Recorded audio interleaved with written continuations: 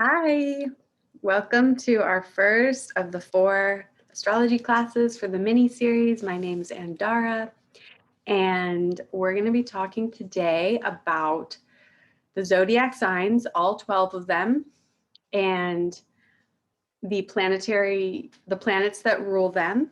And we're also going to go into a bit about what the sun, moon, and rising sign means. And I'm also going to give you a little bit of homework in regards to tying everything together. So, thank you for being here. I invite you to have a notepad and a pen and paper. A notepad and a pen. It's helpful to write these things down um, to get them logged into your memory.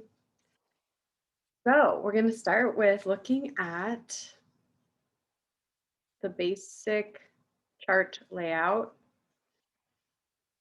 which is this. This is a representation of a zodiac chart and how it would be laid out. I'm going to give you a bit of an orientation. So over here it says AC, and that means ascendant or rising. That's where the sun rises in the east. In general, the chart is, so this is the first house and it goes all the way through the 12 houses. Each house is correlated with a zodiac sign. So the first sign of the zodiac is Aries. It starts on the spring equinox in March. On March 21st is the first day of the zodiac new year with Aries, and that's why it's here in the first house. So we continue on through Taurus, Gemini, Cancer, Leo, Virgo, Libra, Scorpio, Sagittarius, Capricorn, Aquarius, and Pisces. So let's just get right into it and talk about the energetics of each zodiac sign, beginning with Aries. Just to give us a little bit of a grounding, we are in the season of Gemini. So we have already gone from Aries to Taurus to Gemini this year, and soon we'll be navigating to Cancer season. Each season is a month long. That's 12 months for the year. So let's start with Aries. I don't have any fun, cool pictures, which I think would be great for visual learners. So if you are a visual learner and you know that, maybe just close your eyes and listen to me speak about these. And that way you'll log that into your memory in the way that you do. So Aries, this is the symbol for Aries. It is a ram. Those two things are horns. Aries is a fire sign. So every zodiac sign has an element associated, and you'll see that with the color coding here. So Aries is a fire sign, even though it sounds like an air sign because it's Aries, it's fire. The word Aries is from one of the gods, probably a Greek god named Eris, and he was a warrior. So Aries is the warrior. It's the trailblazer. It's like if you imagine a ram, or which is the symbol, it's like a ram headbutts. it just charges forward with its head down like a warrior would. So Aries, they often are very impulsive. They don't really think before they act. They just act, and they're guided by their instinct. Like an animal, they're more closely connected to like animals because of their instinctual nature. They also have a very childlike nature, very full of wonder and awe and presence and joy. Those are the higher qualities of Aries. The shadow qualities of Aries could be destructive or stubborn, or they don't listen like a child would, or they might throw tantrums like a child would. So the other, let's see, what are the other great qualities of Aries? Yeah, just very exuberant, very enthusiastic, and they're leaders by nature. They like action. So any sign that is related to fire is very involved with action. And of course, being a warrior, what is a war zone? It's full of action, being on guard and doing all the things that you need to do. And Aries is ruled by the planet Mars. So Mars is also a masculine, warlike energy, very active. So that is all I'm going to say about Aries for now. We can ask questions about it later in the group, or just, yeah, send me any questions you have. So let's move on. So Aries happens from March 21st to April 20th. Then once we leave Aries season, we go into Taurus season, which is April 20th to May 20th. And Taurus is very different than Aries. It is an earth sign, and it's all about resources, comfort, luxury, finances, gardening, food, just basically having all your resources met, feeling comfortable, feeling safe. It's also an animal which is represented by Taurus. It's a bull or a cow. And if you imagine a bull or a cow, they're more grounded. They're very substantial. They've got a lot. Like if you were to kill a cow, you would have a lot of meat. And that's what you could imagine Taurus. They like to have a lot of resources and things. They're very good with money. They're very good with resources. They're smart about those things. They know how it works. They are an earth sign, so they're very good in the earthly plane with physical reality. They know how to use the stuff, not use it. They're very conscious of that, and they like to have comfortable things, nice clothes, all of the things. Taurus is ruled by the planet Venus, and just as that's why Aries and Taurus are such opposite energies, because Mars is the masculine and Venus is Mars's opposite, which is the feminine. Very loves to relax and do nothing, loves art and beauty and music.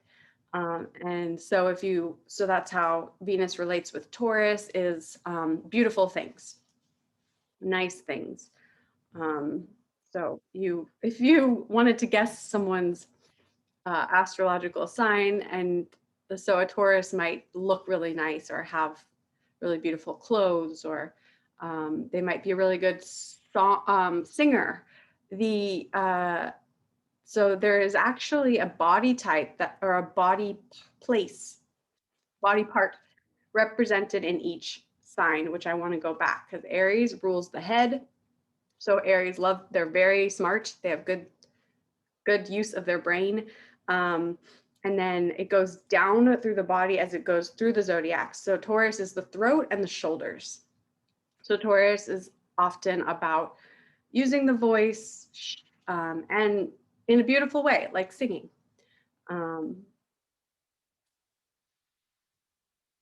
I think that the shadow side of Taurus is they can be stubborn as well, like the Aries, or they can be hoarding. They can hoard their resources. They can. Those are the two main shadows, or just be more like superficial, more all about looks and stuff. Okay, let's move on to Gemini. Gemini is another very different energy because, as you can see, we're going through the elements, and we went from fire to earth, and now we're in Gemini, which is air. Gemini is April 20, no, sorry, May 20 something, 21st to June 20th. So we are in Gemini season now. Today is June 16th. We're going to be going into Cancer season in about 5 days. So we're just wrapping it up here. But Gemini is, the symbol for Gemini represents the twins, those two pillars. And Gemini has to do with siblings. It has to do with communication, talking, learning. It's all about technology and communication. figuring things out, learning books. Geminis love to read, they love to learn, they love to share the information they're learning through their voice. The voice speaking represents air because we're releasing air as we speak. Gemini rules the lungs, so that's another association with air. And the two pillars of Gemini has to do with the two lungs, right? The two sides of the lung sacs. Um, Gemini also represents duality. So when we're learning, we can learn one thing or think one thing, but then we could think it's a total opposite thing the next moment, and they could both be right. So it's showing that there's no ultimate truth. There's just what's happening in each moment. That's what Geminis are. They're exploring what's happening in each moment, and they're really present with what's happening. So it's got another childlike energy like Aries has. Very, very chatty, just talking about everything under the sun, everything in their present world. So um, when we get into oppositions, we'll see that the opposite sign of Sagittarius there, if Gemini is here in the third house, Sagittarius is in the ninth. I don't know if those numbers mean much to you right now, but they're opposite, just on the wheel, they're opposite. And so they're opposite seasons, opposite everything. So Sagittarius is opposite of Gemini. So it's very mental and likes to learn, but it's like, it likes the ultimate truth. It's like, it likes natural law of like, what is true for everything and everyone. Whereas Gemini is like, this is true for me. What's true for you? I want to know this. I want to know that. Like everything's changing, blah, blah, blah.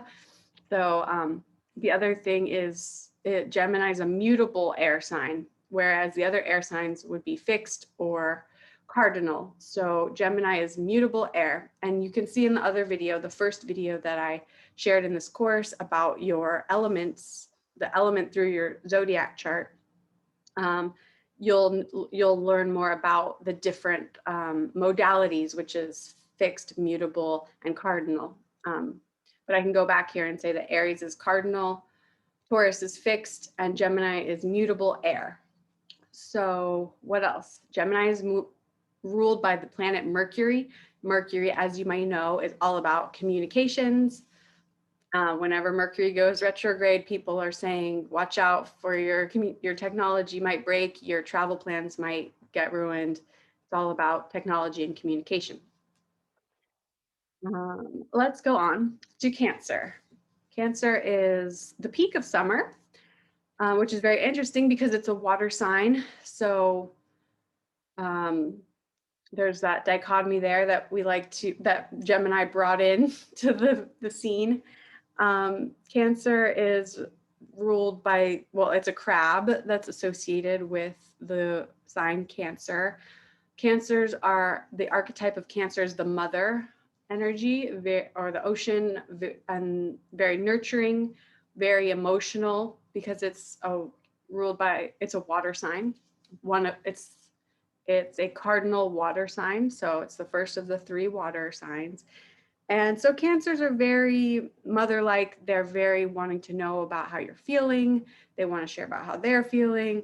They kind of coddle you in a way. They want to like baby you, but they also really care about like how you're feeling. And that's why I love having Cancers in my life, because one of the reasons we're here on earth is to navigate feelings, and Cancers really understand feelings and love to talk about them. So if you have, I'm an Aries, and Cancers, I just love having them in my life because they help me get in touch with that water element, which I don't have much of in my chart. And so,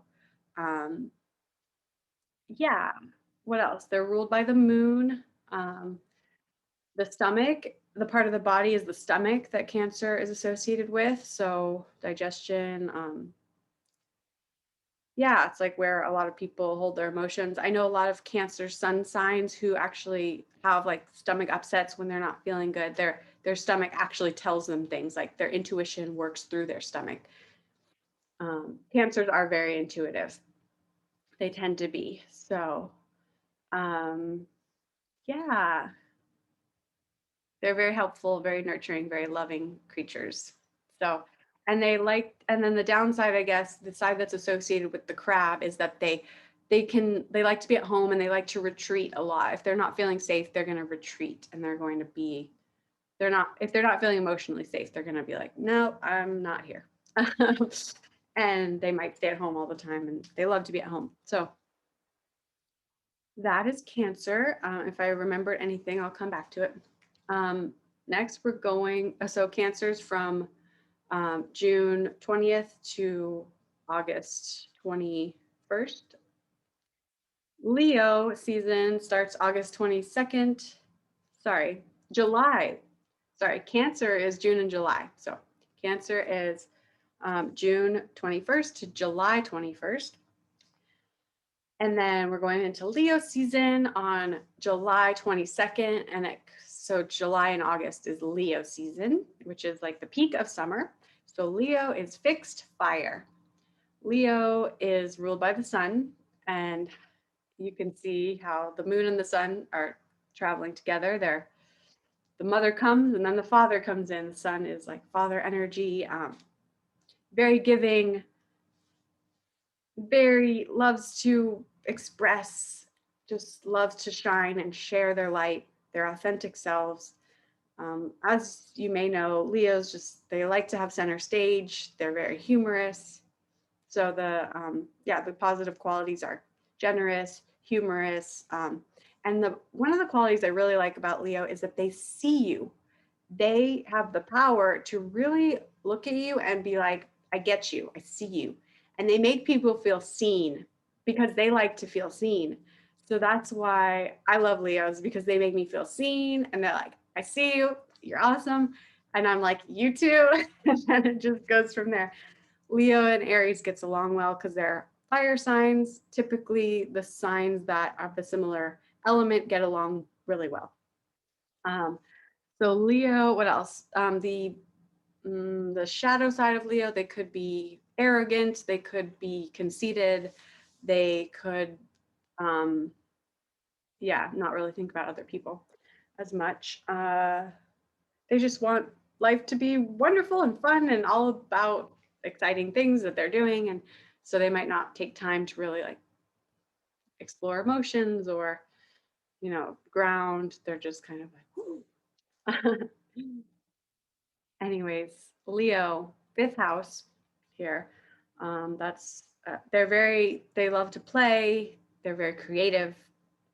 The fire signs typically are very creative. It's very creative energy.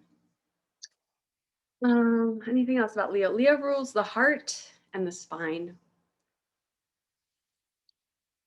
So I like to think about that. I like to think about how the body part correlates with the sign, like the energy of the sign. So Leo is, they make everyone feel good. They send life to everything because they're ruled by the sun.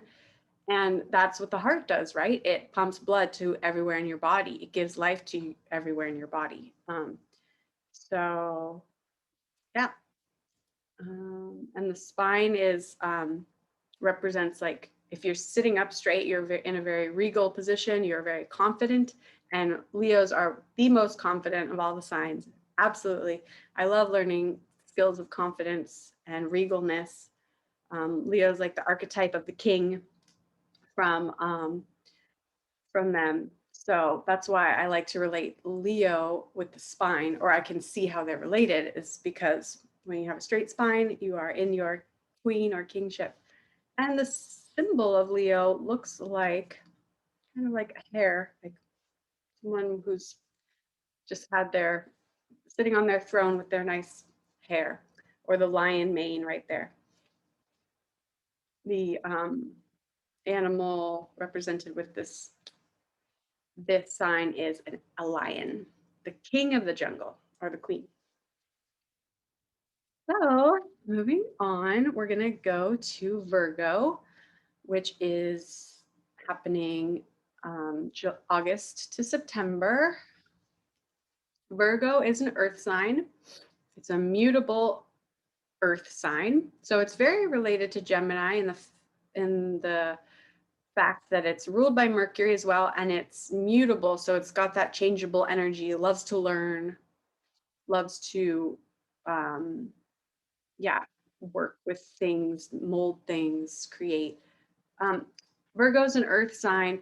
Virgos love to garden. They are, Virgos also represented by the Virgin Mary or the Virgin, meaning, and how I see that is a priestess archetype or a priest. They are very into purity and holistic medicine and health. They just see everything as beautiful and pure as it is, but they also see that it could always improve. They always want to help. They want to serve. Virgos are very giving. They love to serve, whether it be the earth, you and your body. This is like the doctor or the health practitioner, the priestess, the person who connects spirit and earth, who says, let's make this work really well. I love Virgos because they're meticulous. They make sure things get done right. They make sure things are beautiful because it's an earth sign and earth is all about beauty. Um, and they also have the knowledge because of Mercury of how to do things well. So Virgo is all about wellness and health and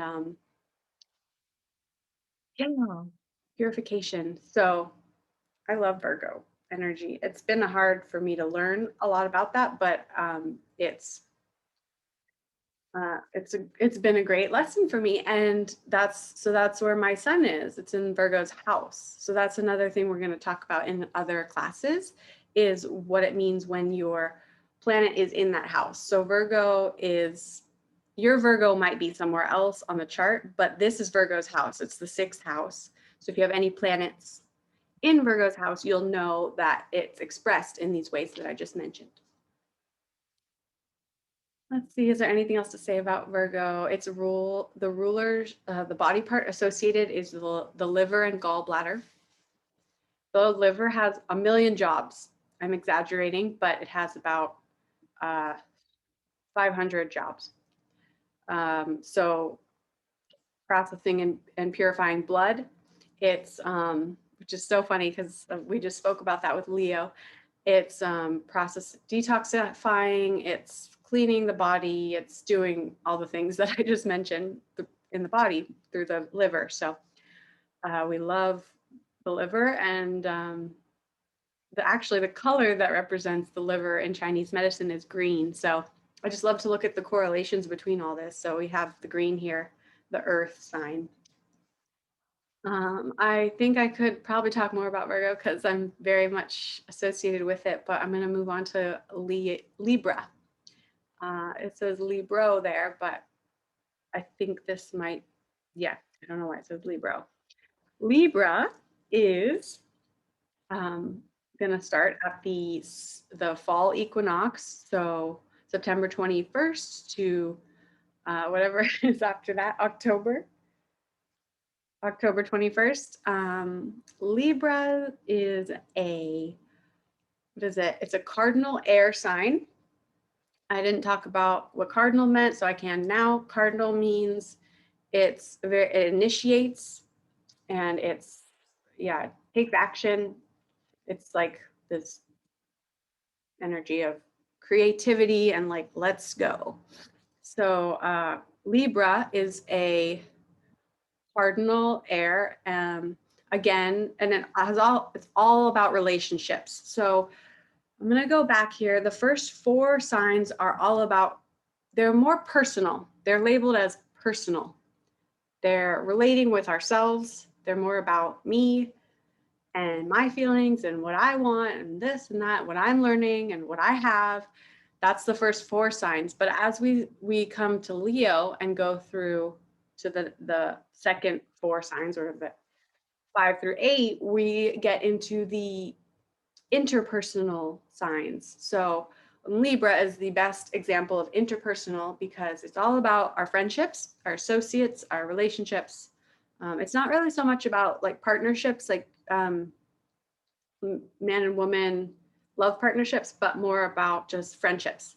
And also it's all about communication because it's an air sign, and it's about harmony. So Libra, if I could just say all the words about Libra, it's about Libras their goal is to have harmony and peace in relationships. Their goal is to feel beauty, And basically that's it. But they use tools of nonviolent communication, any way of communicating that really helps bring resolution. It's all about justice in the world. So they're very much comparing different groups, like social groups, activism, these kinds of things to bring justice to the world. They just want harmony and peace and love with all beings. They want everyone to get along. So the shadow of that could be that they're people pleasers, or they're always agreeing with you because they want to feel like there's agreement. They don't like conflict. They are the opposite of Aries. And they're ruled by Venus, which is the opposite of Mars. And so they just want it all to be love and happiness. And so they'll often sacrifice themselves to make someone else feel better because they um, they just want things to be happy, smooth, and peaceful. So that can be a shadow, and that can be a challenge, and that can be part of why you're here on Earth, is to learn how to, well, it's just also to really support other people in what they need, and also support yourself and find that balance. Libra is the scales. That's what the symbol represents, is the scales. So they just always are seeking balance. And I think there's so much to learn from that, because the whole world is balance is always a great thing to seek. It's not always possible, but it's a good thing to work towards. Libra is associated with the kidneys, and I like that as well because there's two kidneys on each side of the back of our back, above our sacrum, and the kidneys have to do with our inheritance, our energy, our life force energy. Um, yeah. So, anything else about Libra? Not right now. All right. Moving on. Scorpio. Scorpio is a water sign, our second water sign, and it is fixed water, which can be a challenge. Scorpio is ruled by Pluto, but back when Pluto didn't exist, it was also ruled by Mars. Um, Scorpio is all about, if you were to read just a random astrology, you would see like sex, death, and taxes, and marriage. So it's like kind of the intensity, the most intense part of life, basically. It's death, transformation. So Scorpios are your therapists. They're your people that really like to dig deep into the emotional realm and just see what's really there and sort through all the muck. That's why the fixed water, because you imagine water that's been sitting there. You just there. You gotta explore it, not moving. So you have to actually dive in and see what's there. Um, let's see, what else do I want to say about Scorpio? The scorpions it has to do with the scorpion. So Scorpios they can kind of lash out emotionally. With the stinger thing, they can be kind of harsh in some ways. They feel really deeply and really intensely. So that's also beautiful because you can really relate on a really deep level with them. And so the Scorpio has to do with, big life transitions, um, and hmm, the rulership of Scorpio is, or the body part associated is the genitals. I'm trying to think of, it's the genitals and the colon,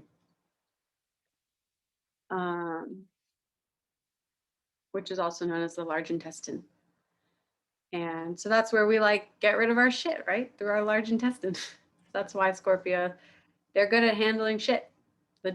And they are also about death, rebirth, and life.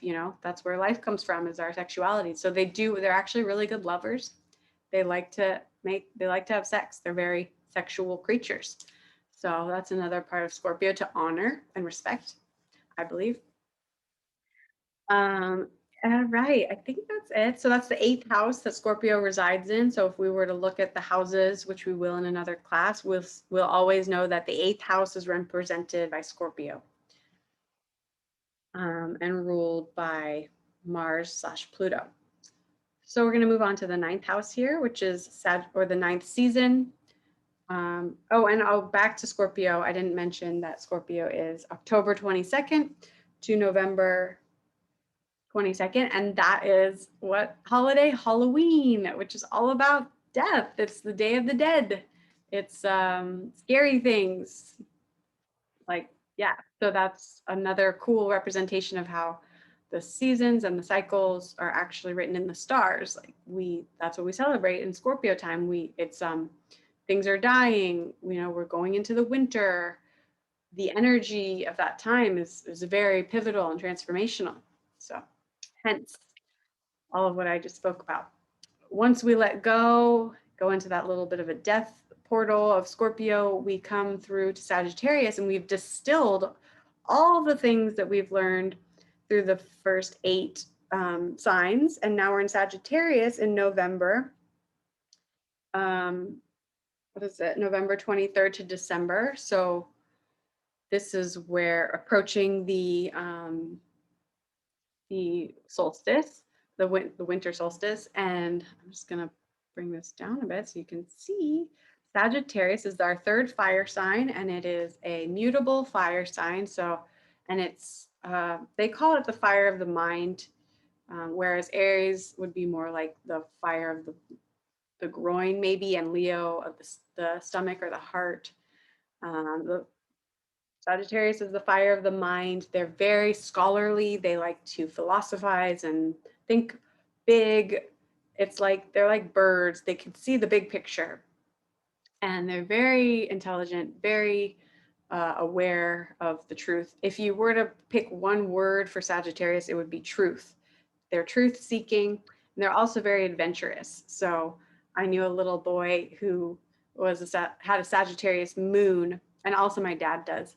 But when he was young, like 2 or 3, his dad, who was an astrologer, said, like, keep an eye on him. He likes to crawl on things, and like he likes to adventure and go experiment, and he's a little wild. So just make sure he doesn't hurt himself. Sagittarians are prone to hurting themselves because they're just so like, I can do all this. I'm exploring, and because of that fire, it's just like, oh, let's try all this stuff.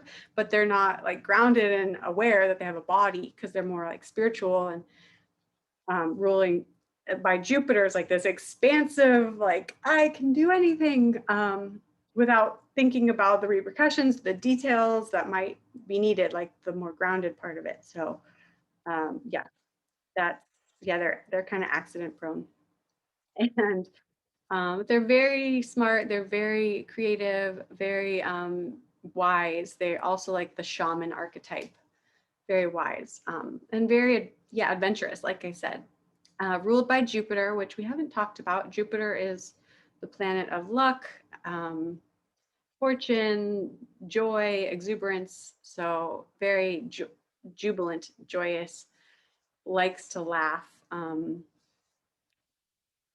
What else about Sagittarius? They're very good navigators. They can be good navigators. Um, they've and they've well, actually, they're not the best navigators. They've got their eye on the prize, which is represented by this arrow. They have it in their sight of where they want to go, but sometimes they just don't have they don't really fully think about all the little steps to get there. That's why sometimes Virgos are helpful with Sagittarius. Um, what else about Sag? The centaur is a half, Sagittarius is a centaur, which is a half human, half horse. I don't know exactly how that relates to Sagittarius, except for this human part, which is like this really deep wisdom of like what it means to be human. What is the truths and values of being human here? Sagittarius is also, um, yeah, well, they're natural law. So as I spoke of the word truth, they're into like the fundamental truths of life, the fundamental nature of all life. And that's why I like astrology, is because Sagittarius is because you're shown through the mind, through learning, the the laws of nature. And that just like as we spin every, there's a as we spin around through the solar system, there's specific things that happen, or as we live our life, there's specific things that happen. Okay, a little bit about the shadow of Sagittarius. They can be very dogmatic, or very like um, very like, I know everything, that's wrong, that's right, very right and wrong, if they get trapped in that truth seeking, because their mind might get a little bit tunnel vision. Whereas Gemini's like, I want to know everything. Their mind's like more like this, and they might not be as open-minded, um, depending on the situation.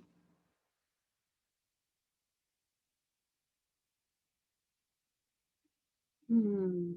Okay, three more signs. So as we were in the first four, which was the personal signs.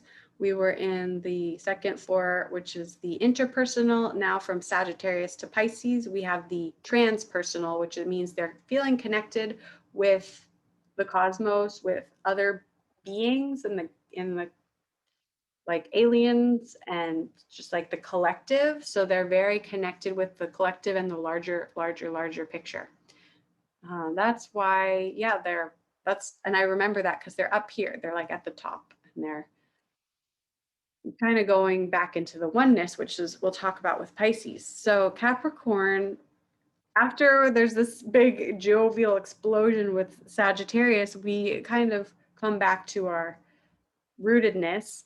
We come back to the winter months that, well, in the northern hemisphere, Capricorn is in the winter. The darkest time of the year, December 22nd to January 21st. Capricorn, I'd like to imagine as like a white goat in a snowy field, snowy rocks, or snowy field, like it's just all snow and rocks. Capricorn is a cardinal earth sign. Capricorn is like, if you imagine the wisdom that is held in the stones of this planet that have been here before anything else was here. That's how I imagine Capricorn. This deep wisdom, this deep connection to the earth, very wise, like the elder energy. A lot of Capricorns actually, their sun people who have Capricorn sun signs often have a illness when they're a child, when they're children. And I think that's really interesting because Capricorn is this wise energy that's so just very intelligent, like all knowing. It's almost like as a child, like they couldn't really be children because they have this really smart quality to them. So they needed to have like some illness to hone in on, to like get that wisdom to be expressed, right? So Capricorn the is represented by a goat, or a sea goat, I think is what it is, which I don't know what a sea goat is, but I know that but I see it represented as that they're like, they can go from the deepest part of the ocean, which is the sea, to the highest mountain. So they have this like wisdom and knowledge that spans that far. And their qualities of Capricorn is that they're very they have, it's like the father energy. As you can see, it's across from Cancer down here. So Capricorn's very stern, being ruled by Saturn, which is also stern, kind of like authority. They're like good business people. They've got very good discernment, so they're very good to ask if you have any if you need advice, I think. Um, what else? Yeah, those are some qualities. The qualities that are like the shadow aspect or the negative are that they could be really rigid. Um, in their how they do things, or kind of like negative, kind of curmudgeon-y, like an old person. Capricorn. Um, So this is the 10th house. This is the house we're going to learn as we go on. This is the house of the career, or how you're seen in the world as an authority figure. And MC right here is called is midheaven. That's what it means. So and so now you know this is the 10th house and it represents your career, and you can associate that with Capricorn because it's all about authority and like, yeah, knowing who you are, what you're giving, what you're capable of, what you're not capable of, what's happening, what's not happening. Strong decisions. All right. As we leave Capricorn and Saturn, and the Capricorn is a cardinal earth sign, we go into Aquarius. Oh, and Capricorn rules the knees. Sagittarius rules the thighs. I keep saying rules, I mean is associated with the body part, but same thing. So if you're into holistic health, that this is good to know. If someone has an illness in these areas, you can kind of relate it there and further deepen your understanding of this person. So Capricorn's the knees, Aquarius is the shins. Aquarius is a fixed air sign ruled by the planet Uranus. It used to be ruled by Saturn before Uranus was um, discovered. Aquarius is the age that we're in. Aquarius is all about communities. It's about revolutionary ideas. It's about connection with aliens and extraterrestrials, and it's about, yeah, eccentricity. Aquarians often feel like they don't fit in. They feel like they're just so different because they are. They have these wild ideas. They're their own unique. They're the most unique, and they're not, and they're proud of it. Like they want to share how unique they are because they have such brilliant, cool ideas that no one's ever thought of. So I love Aquarians for that reason. And Uranus has to do with like, yeah, I think I want to say that Uranus was discovered like when television or some kind of radio was discovered, like this cool way to communicate through the airwaves, where that was like revolutionary, right? Something about when like Edison or one of those guys were discovering electricity and radio telecommunication. That's all Aquarian. Very lots of information sharing across all time and space dimensions. Aquarius sounds like a water sign, but it's an air sign. So it's all about communicating big ideas. I like to think about Einstein when I think of Aquarius, just like revolutionary, brilliant ideas. I think you get the picture of Aquarius. Hmm.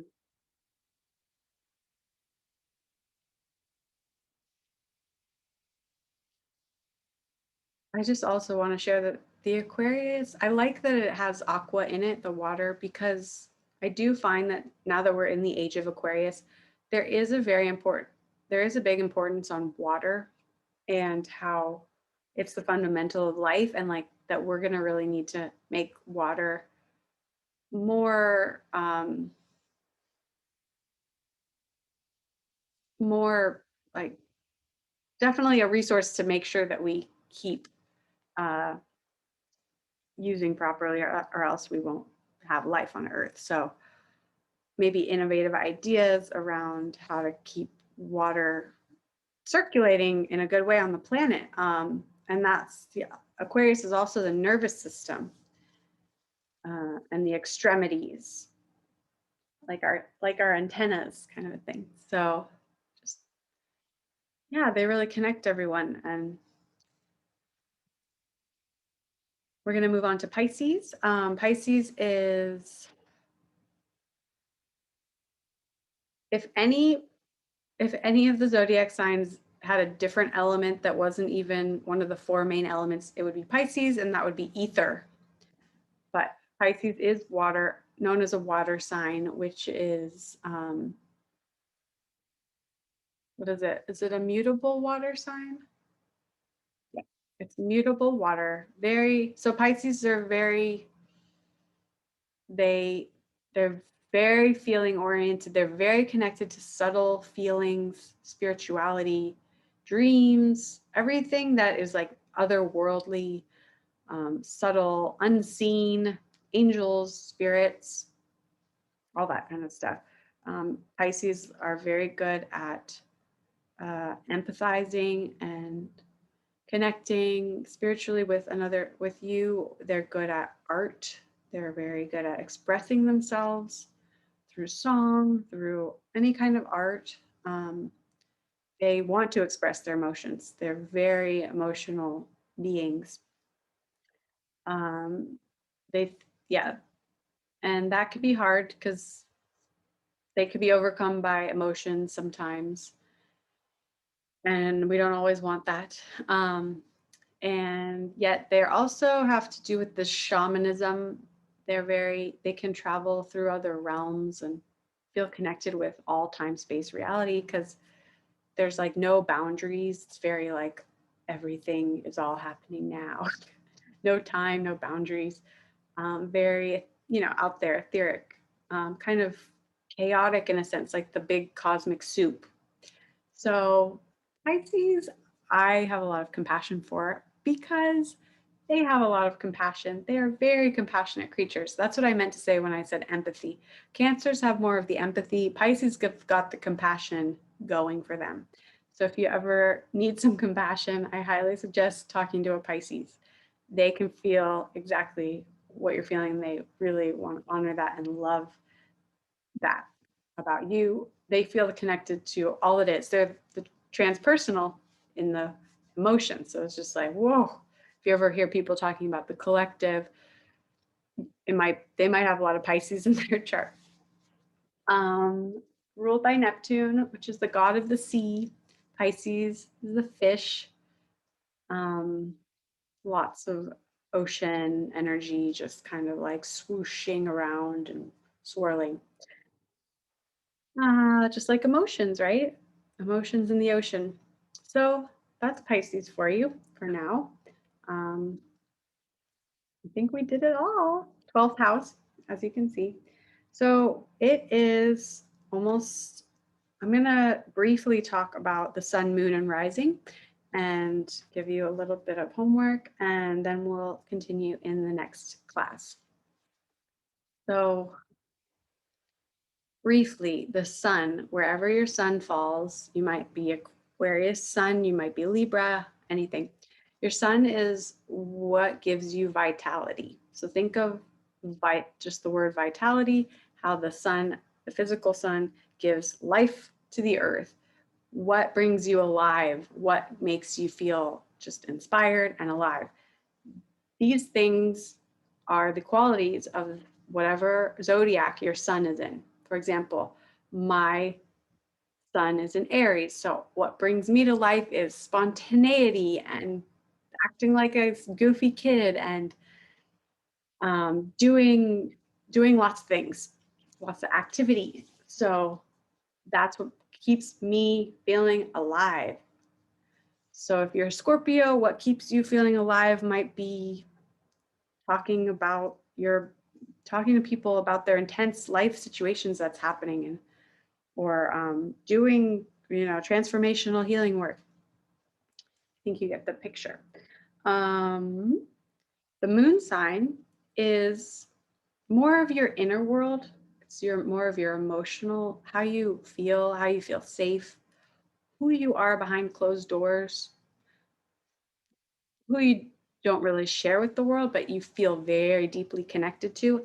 The moon sign is also um, the wording that I've received from my teachers is the vehicle of the soul. So it's like how the soul works in through life. Like for me, it's Capricorn. So I work with order and with um, receiving inner wisdom, being in touch with my inner wisdom. So yes, it's very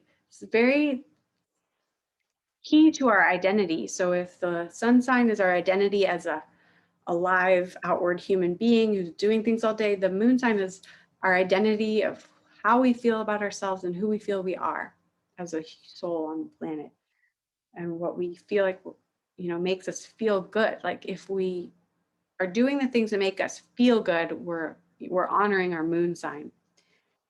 And in places that make us feel safe, we're honoring our moon sign.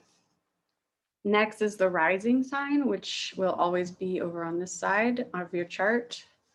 And that is who people see you as upon first meeting you. Within the 5 minutes, who do they see? How do you present yourself to strangers, basically? That's your rising sign. Just in case you didn't know, that's, people usually are like, what's your sun, moon, and rising? That's what you can tell them that. But now that people are getting more into astrology, they might ask, where's your Mars? Or where's, where's your Saturn? And we'll learn more about that as we go. And so my prompt to you is to just look at your sun, moon, and rising sign and write down the qualities of those signs, and write down how they play out in your life, how you relate with those qualities, um, what are the good and the bad. Like, how does your sun sign, like, how do you feel alive with your sun sign, and how is it um, kind of hindered or been hard for you to live with that energy? Everything has a light and a dark. So explore the light and the dark of your sun, moon, and rising. Write it down, get to know yourself. I'd love for you to share it with me.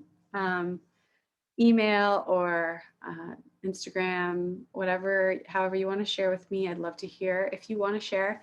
And if you have any questions, just feel free to reach out. I'm here for you. And thank you for being part of this class. I hope you got some new insights into astrology today, and I hope you're excited to learn more next time.